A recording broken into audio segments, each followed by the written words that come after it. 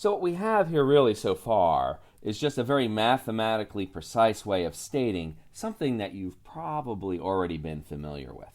What I'd like to do now, though, is to show you that there is another form for Coulombs Law, something you probably haven't seen yet, but something that can be extremely useful and actually make your calculations much more direct and powerful. And this is an alternate form of Coulombs Law, and the way we derive it actually is to simply take the definitions that we have here and just substitute in what we mean by r hat 2, 1. This new form of Coulombs Law turns out to be so important I want to give it a name, and for reasons that will become clear in a moment, I'm going to call it the Cartesian form of Coulombs Law. And it's very useful actually to have different forms for a given physical result. The reason is that depending upon the situation that you're trying to address or the problem that you're trying to solve, sometimes one form might be more convenient than the other form. And if you have options, then oftentimes it can make your life a lot easier. And I want you guys to be aware of all of your various options.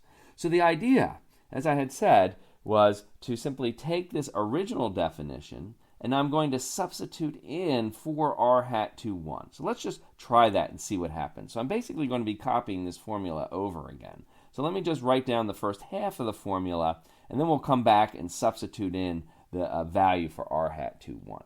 So in this alternate form, I'm saying that I'm going to have F2, and you'll recall the first part is the chemistry formula, right, or the formula we learned in high school. There's Coulomb's constant, the product of the two charges, divided by the distance squared, r squared. But remember now, let's not put the r squared yet, actually.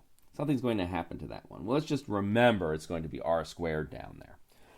Now, this is going to give us the magnitude of the force, and it's got an r squared in the bottom. But now we're going to multiply it by that r hat vector. And that r hat 2, 1 vector is defined for us right here. So up in the numerator, I'm going to have r2 minus r1. So let me include that. There's r2 vector minus r1 vector. And now something interesting is going to happen here, because I've got r2 minus r1 in the numerator, but the denominator is the magnitude of the distance from r1 to r2. In fact, that distance is just r2, 1, what we had referred to previously. So now we have a number of factors of r2, 1 that have to go into our denominator. There's one factor that goes here, which is coming from the definition of r hat 2, 1. And there are two more factors that come from the 1 over r squared part of Coulomb's law. So there are going to be three factors of that distance that are going to appear in the denominator. So let's write them out very explicitly so we have actually everything in one formula in terms of the r's and the q's. So it's the distance, which is r2 magnitude, minus r1 magnitude.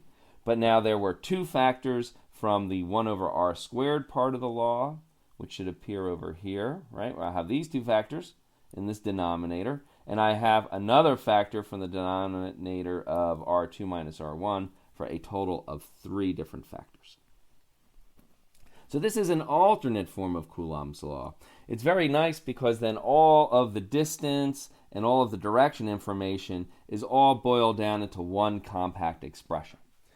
The other very powerful thing about this, and this is why we call this the so-called Cartesian form of the law, is this is very handy if you happen to know the coordinates, if you know the vectors, if you know the coordinate vectors, chords of the location vectors.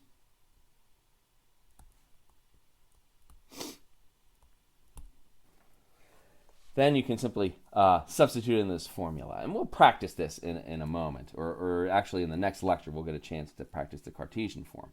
So that's when you might want to use this particular form. This other form, the one we had started with, rather than calling this the Cartesian form, I'd like to call this the Trig form for trigonometry. And what's going to happen in this case is that if you use this form, as we will see actually in our first example coming up, if you use this particular form, you're going to end up using a lot of trigonometry. And that's why the Cartesian form is sometimes nice. It saves you from doing any trig.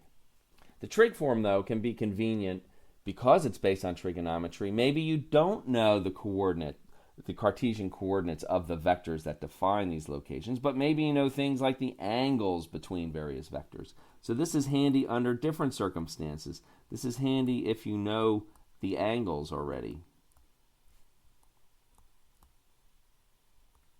So I'll put a little circle around that too. That's kind of the hint where that one is handy.